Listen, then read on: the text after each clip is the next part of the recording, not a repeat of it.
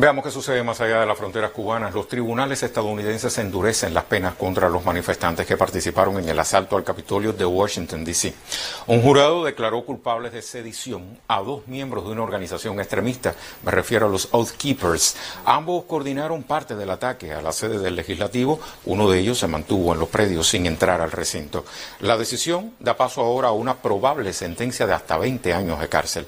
Los acusados, Stuart Rhodes y Kelly Max, calificaron su caso como un juicio político promovido por el actual gobierno contra seguidores del expresidente Donald Trump. Durante la administración Biden, el Departamento de Justicia ha mantenido una política de mano dura con los manifestantes trumpistas vinculados al hecho. Trump prometió indultar, usted lo recordará, a sus partidarios encarcelados si gana la presidencia en 2024. Durante una conferencia de prensa este miércoles en el Palacio de Miraflores, la sede de gobierno venezolano, el presidente Nicolás Maduro recordó el papel de su país en la ecuación energética mundial como principal reserva de petróleo. El mandatario también comentó las consecuencias del reciente acuerdo con un sector de la oposición. Venezuela recupera parte de sus reservas internacionales. El presidente Nicolás Maduro calificó la devolución de esos recursos como la esencia del nuevo acuerdo firmado con un sector de la oposición, coautor de las sanciones económicas aplicadas en los últimos años. Se ha logrado firmar un acuerdo con los representantes de los secuestradores del dinero de Venezuela para repatriar 3.000 millones de dólares para invertirlo en electricidad, en agua, en educación, en salud y en mitigar los daños de las lluvias torrenciales. Vamos a dialogar, porque nosotros queremos unas elecciones libres en Venezuela, libres de sanciones, libres de medidas coercitivas unilaterales. O hay elecciones libres de sanciones, o hay elecciones libres de sanciones. Ahí está el dilema. Maduro también opinó sobre los permisos dados por el gobierno de Estados Unidos a la corporación petrolera Chevron para el reinicio de sus operaciones en suelo venezolano. Los contratos que se van a firmar en el marco de la ley y de la Constitución serán muy positivos para ambas partes. Será ganar-ganar. Y Venezuela no le pone condiciones ideológicas o políticas a nadie en el mundo para venderle petróleo. Nuestro petróleo es libre. Lo producimos y se lo vendemos a quien lo necesite. En la conferencia de prensa, Maduro ofreció una vez más a las fuerzas contrarias a la revolución bolivariana su regreso a la coexistencia política en paz. Javier Ortiz, Sistema Informativo de la Televisión Cubana. El equipo del presidente electo de Brasil, Luis Inácio Lula da Silva, propone la creación de una unidad de la Policía Federal centrada en los delitos medioambientales. El nuevo cuerpo de seguridad atendería a una amplia gama de delitos en la Amazonía, como la minería ilegal, la destrucción de bosques y crímenes relacionados con estas actividades como el narcotráfico y el blanqueo de dinero. Durante su próxima gestión, Lula buscará detener la deforestación en el gigante suramericano. La tala escaló a niveles récord durante la administración del mandatario saliente Jair Bolsonaro. Y vamos a volver a poner de relieve un tema medular que desde ayer venimos tratando. Desde 1978, cada 29 de noviembre se conmemora el Día Internacional de Solidaridad con el pueblo palestino.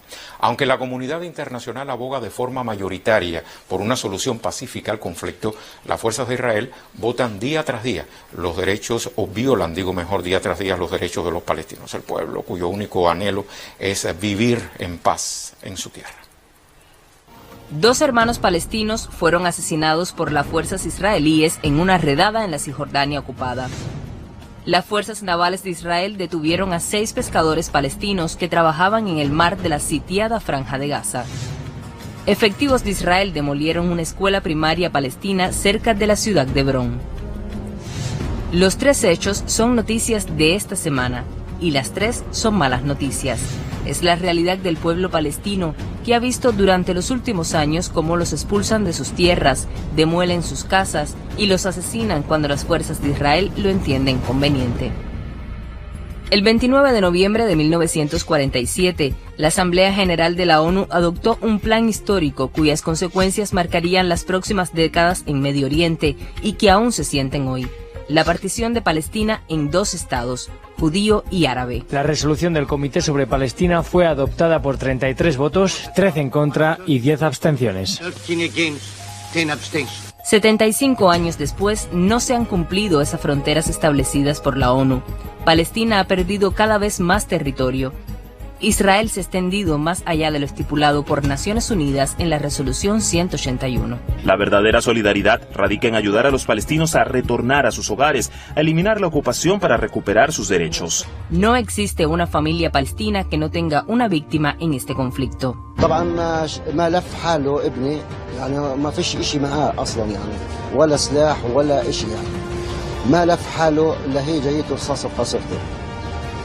ابن خاله لما طلع لوراه لقي واقع على الارض راح يحمله رغم انه ابن خاله لما اجى يحمله ضربوا عليه 8 رصاص يعني هدول ناويين انهم يقتلوا حتى اللي صابوه بدهم مش حدا يسعفوا واحنا عارفين انه يعني من قلب بقول انه باي وقت يعني نحكي مع حالنا انه راح نفقد واحد راح نفقد اثنين راح نشوف في جرحى راح نشوف في أسرى راح نشوف في شهداء بأي وقت يعني من الأوقات يعني بيكون هذا شيء موجود. La ONU condena los ataques de las fuerzas de Israel contra el pueblo palestino. I reiterate that perpetrators of all acts of violence must be held accountable and brought swiftly to justice. I also reiterate that security forces must exercise maximum restraint and use lethal force only when strictly unavoidable in order to protect life. Pero en la práctica, la impunidad de Israel no le ha dejado otro recurso al pueblo palestino que crear sus propias fuerzas de resistencia.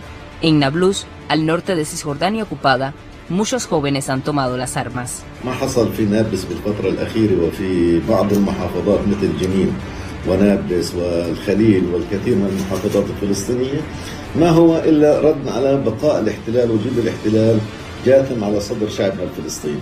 Mientras la resolución de Naciones Unidas no sea de estricto cumplimiento para Israel, mientras no se cumpla el acuerdo de 2 estados, el conflicto será una constante. Este 2022 ha sido el año más mortífero para los palestinos de los territorios ocupados, un castigo por resistir frente a la ocupación de sus tierras. Diana Valido, Sistema Informativo de la Televisión Cubana.